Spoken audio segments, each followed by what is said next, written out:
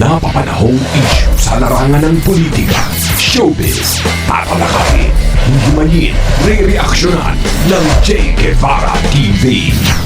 Che Guevara TV nga po pala, isang reactor ng mga viral issue na nagaganap dito sa Pilipinas.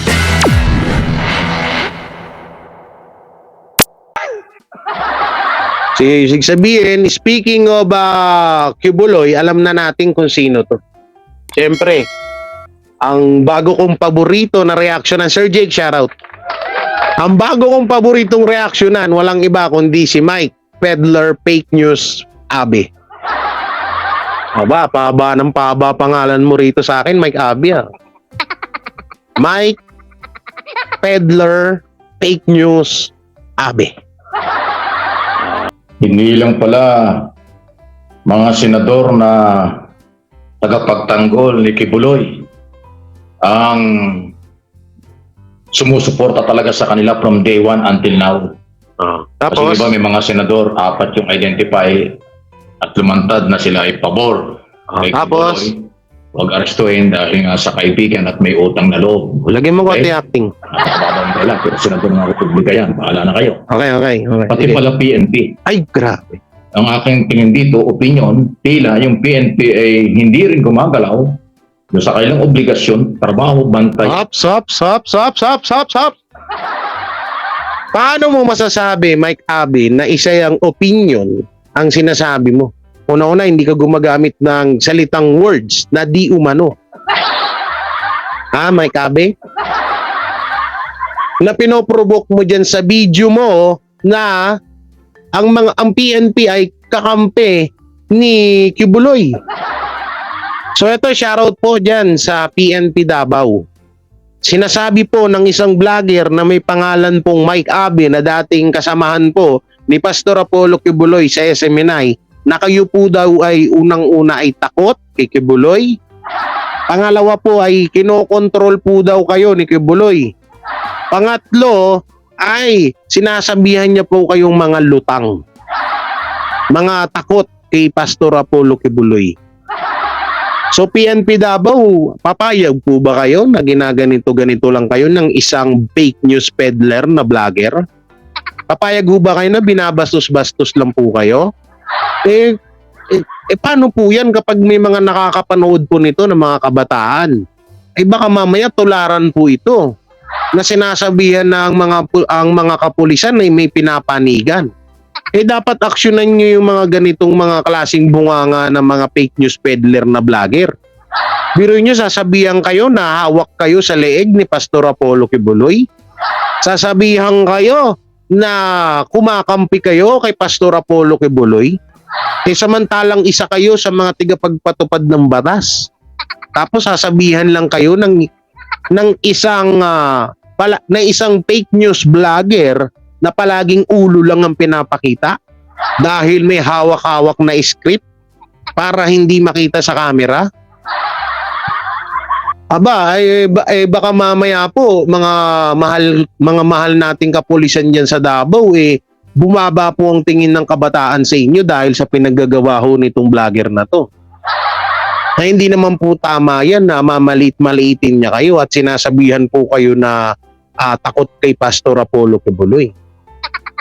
Alam na, kami pong mga DDS vlogger, alam namin kung bakit hindi kayo umaaksyon dahil nga wala pa po kayong hawak na arrest warrant from government na para arestuin na si Pastor.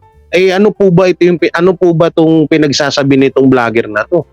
Hindi naman ho atatama yan, mga sir, ma'am, na minamaliit po kayo. Ang liit lang po ng tingin sa inyo ni Mike Abi Fake News Peddler. Baka mamaya po may mga makapanood po nito ng mga kabataan na mamaya po biglang mawalan po sila ng respeto sa mga kapulisan. Hindi lang sa Davao, kundi sa buong Pilipinas.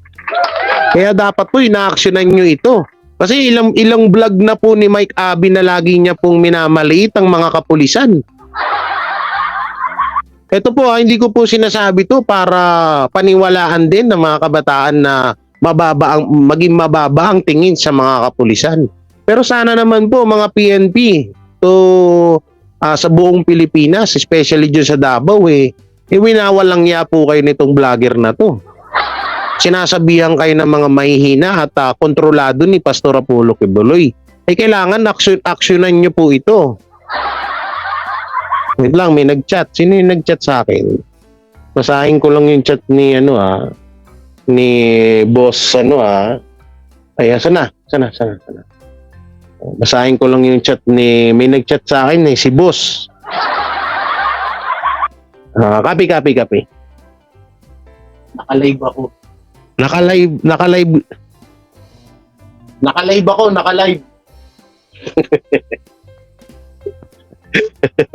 Gulat siguro yun. Sabi ako, naka-live pala si Jay. No, ulitin ko po mga kapulisan po sa Davao. Dapat nyo pong aksyonan po ito kasi binabastos na po kayo nitong vlogger na to. Hindi naman po pwedeng ganyan-ganyanin lang po kayo. Kung kami nga po dito ng mga banateros at DDS vlogger lintik yung pag-promote namin sa inyo, paghanga namin at paggalang sa inyo. Tapos mapapanood namin sa isang vlogger na binabastos po kayo. Ilang beses niya na po itong ginagawa. PNP Davao. PNP sa Pilipinas, ilang beses na pong ginagawa nito nung vlogger na to. Na binagbabastos niya po kayo. Na di umano ay hawak-hawak, kontrolado kayo ni Pastor Apollo Kibuloy. Alalahanin niyo po, pagpatupad po kayo ng batas. No, hindi pa pwedeng yung binabastos lang po kayo ng mga katulad ng mga vlogger na to. Kailangan po ina-actionan niyo po yan. Kailangan po wag pong ganito na pangbabastos po yung ginagawa sa inyo. 'Di ba? Dapat mabigyan niyo po ng leksyon to. Bababa po ang tingin sa inyo ng mga kriminal imbis na katakutan po kayo. Paano lang what if lang naman po mga PNP mga kapulisan kung sakali po na may bypass operation po kayo. Makita kayo ng mga adik. Tas napanood po yung vlog ni Abe. Nito ni fake news Mike Abe. Anong sasabihin na lang po sa inyo? Hindi kami natatakot diyan kasi sabi nga ni Mike Abe, mahihinang mga kapulisan yan. Mga lutang. Ayan mga lutang. Anong meaning ng lutang na salita? 'Di ba? Sa salitang adik po 'yan. So ibig sabihin, pinagbibintangan ni Mike Abe na itong PNP nasa title PNP at ibang senador ay mga adik, ganun ba? Ay naku, delikado ka diyan, Mike Abe. Delikado ka diyan, lutang. Yung salitang lutang na yan ay naka-connected diyan sa salitang adik. Delikado po kayo. Tingnan yung kabastusan po ginagawa sa inyo, mga kapulisan.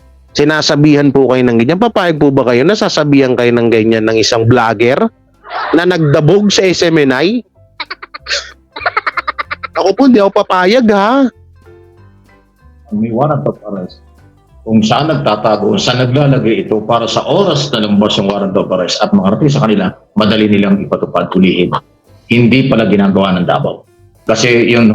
hindi nyo daw ginagawa ang tungkulin nyo, Davao PNP. Naku po.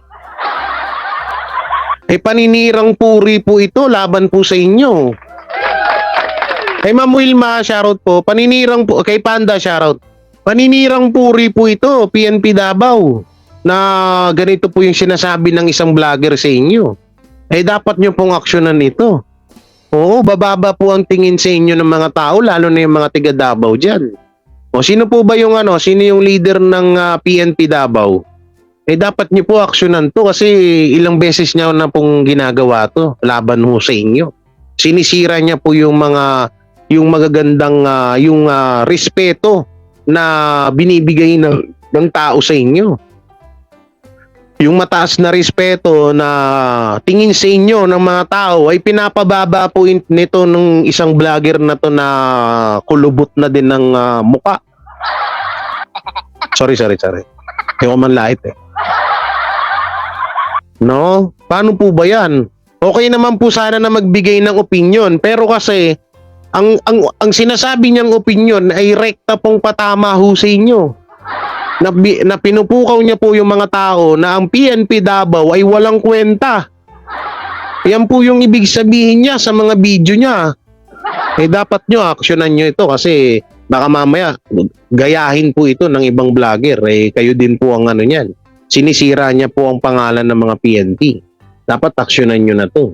Mga pulis ng Davao ay umamin na hindi nila alam at sigurado kung nasa Davao pa si Kibuloy. Samantalang nandun lang sila. Ang Region 11 ay Davao Region. Maliban sa Region 11 Provincial Office, Regional Office ng PNP, meron pang stasyon, substation at mga pulis mismo sa loob ng Davao City. Nung umarap po yung dalawang lady spokesperson ng Davao City Police at ng Provincial Region 11. Hello po Sir Jay, salamat sa pagtatanggol sa Tamoy. Wala pong problema, basta kahit ano pong mangyari nandito tayo. Basta hanggat nasa tama ho tayo, no, ipaglalaban natin yan. Maraming salamat Ma'am Wilma. Inamin nila na walang warrant of arrest pa silang nakikita galing sa Senado. Wala rin silang alam kung idea kung nasaan si Kibuloy. Eh yan tanong nga bakit hindi nila minumonitor? Eh alam naman nilang mayroong warrant of arrest na anytime pwedeng makita nila at ipatupad. So ibig sabihin, hindi nila ginawa ang trabaho. Nasa na ngayon yung intelligence pan na... Oh, yan oh. Hindi nyo po daw ginagampanan ng trabaho nyo. Biruin nyo po sabihan po kayo ng isang vlogger na si Mike Abby, fake news peddler, na hindi nyo po ginagampanan ng trabaho nyo. Aba, mahirap naman po ata yan, PNP Davao. Ang pagkakaalam ko po dyan kaya hindi nyo ina-actionan dahil wala pa naman po sa inyo ang warrant of arrest ni Pastor Apollo Kibuloy. Mahirap po yan sa ginagawa ng mga ganitong vlogger, hindi naman po ata tama to. Kaya sa kanila, malaki pera po ang intelligence fund ng ating mga pulis. Kabilang sa pagkakagastusan ng intelligence fund ay yung pagmamonitor, hindi lang kalaban, kung hindi yung mga subject for arrest tulad ng... So ibig sabihin pa po rito ni Mike Abby, sayang lang daw yung binabayad sa inyo ng gobyerno, PNP Davao. Ayun po yung ibig sabihin niya ho dito. Ay naku po, napakapangit po nito, nasiraan nila po kayo. Samantalang kami nga dito, pinopromote namin kayo. 10 ng vlogger ng mga Duterte, especially to Banateros Brothers. Tapos isang Mike Abby ang sisira ho sa reputasyon nyo ng mga pulis dyan sa Davao, pangit po yan. Sa kuha ko po sa inyo, kinakasuhan nyo po dapat yung mga ganitong vlogger.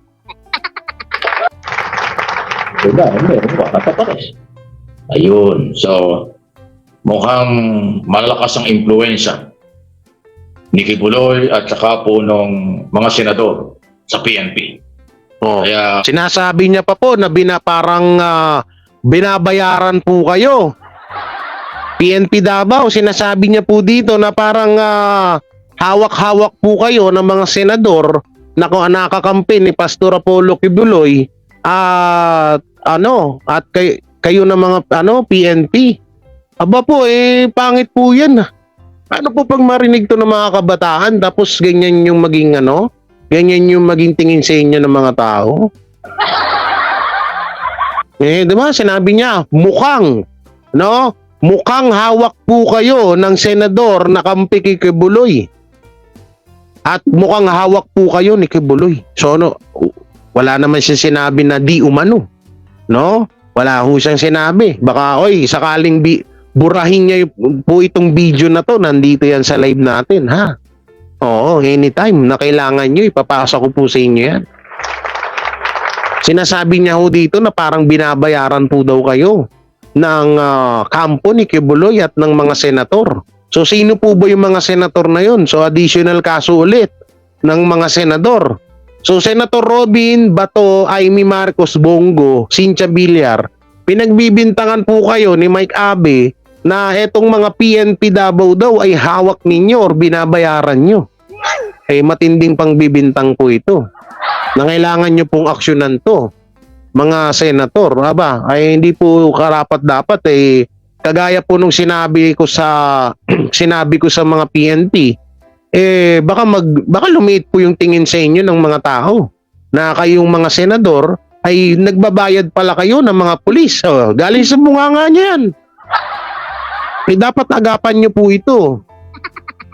malaking hamon ito sa bagong-bagong PNP Director General sa katauhan ni General Romel Francisco Marbil, ang ating PNP chief na itinalaga ng Pangulo. Okay? Kahapon lang.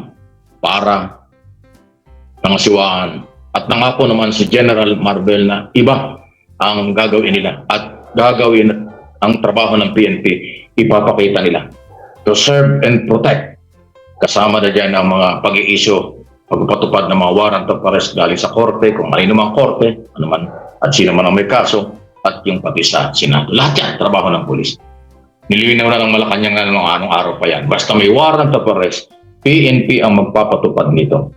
Kahit pa magkaroon ng warrant of arrest, halimbawa, galing sa ICC, halimbawa, ay nagpalabas ng warrant of arrest sa ICC. ICC naman ngayon.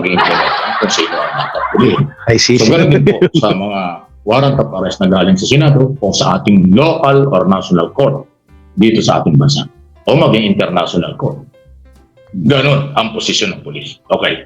So dahil dyan, kailangan ipakita ng PNP Davao na sila ay nagtatrabaho at sila ay alam nila. Oh, yan. Diba? Rinig na rinig nyo. Sinasabi niya po dito na ang PNP Davao ay hindi ginagampanan ng kanilang trabaho. No, doon pa lang maling-mali na po yun, PNP Davao.